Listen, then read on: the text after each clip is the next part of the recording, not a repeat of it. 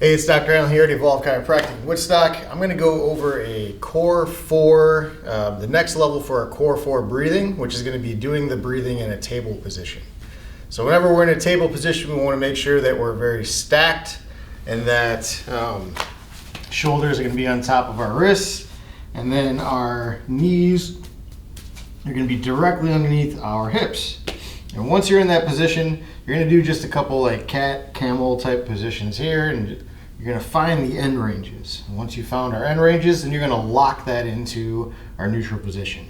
Now from here, what we want to do is get engaged into the core 4 muscles. So that's our glutes, our transverse abdominis muscle, our lats, and then our deep neck flexors. So we'll walk through each one of those muscles just to get them engaged, and a couple tricks you can use to do so. For me, when I get into the glute position in here, what I'm going to do is use my knees as an anchor. So I keep my knees locked into the ground. Now when I'm there, I can start to gently push my knees outward. So if the ground wasn't there, my knee would just slide out. But I'm keeping my legs pretty locked in, and just a gentle outward pressure. And from there, I'm going to push out and then back into my toes a little bit. So I'm pushing straight out, and then I'm pressing back into my toes. And here is as another anchor. So it's out and down. And you should feel some tightness kind of lock into those glutes a little bit. Now the transverse abdominis, what we're going to do is pull the belly button in towards the spine to lock that into place. Our shoulders are going to get strong. We're going to pin our shoulders down using our lats. You're going to shrug that shoulder down and get strong into the side body. So now I've got the side body locked in. I'm going to lift the back of my head towards the ceiling. Now when I do that, I'm going to feel some tension in the front part of my neck. And that's those deep neck flexors starting to fire. So again, we're going to work with those 4 muscle groups because we want them firing all at the same time. This should not be an easy exercise. So I'm going to press out, push back, pull my belly button into my spine, shrug my shoulders down, lock the lats in place, lift the back of my head towards the ceiling.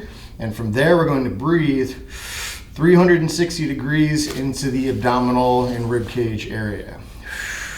Now, if you're good at this, what I like to do is add a little bit of resistance, because we've been practicing our breathing, diaphragmatic breathing, decompression breathing, now core 4 breathing. If you have a band similar to this one, it's just a TheraBand, nothing fancy. You could wrap a couple times, and then I like to just kind of lock it in, wrap it around.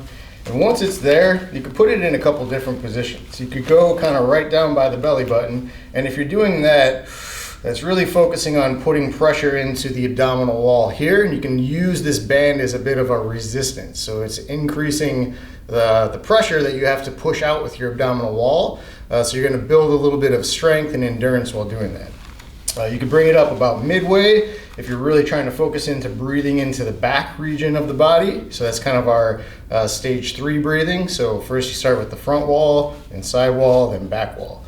So using the band in the back, if I breathe, I can really start to feel that expansion, feel that resistance back in that region. So again, get into our core 4, our table, lock into the glutes, push out, push back, pull the belly into the spine, shrug shoulders down, lift the back of the head. Now I'm going to breathe into that band. All the way in, and then out, and then again, and then out. So I'm staying really strong into all those muscle groups at the same time while I'm breathing. If you start shaking while you're doing that, you're probably doing it right. Again, it should not be an easy exercise. So typically you're going to be doing 3 sets of 10 breaths. If you do that once or twice a day, that should be adequate. Just like with any other breathing exercise, best done twice a day.